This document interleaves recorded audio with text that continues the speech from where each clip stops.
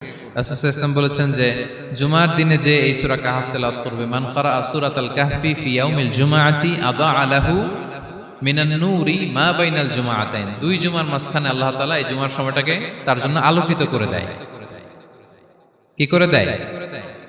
আলোকিত করে দেয়। একটা নূর তার জন্য সেট করে, এই নূর তাকে হেদায়েতের পথে অবশিষ্ট রাখে। এটা হচ্ছে একটা।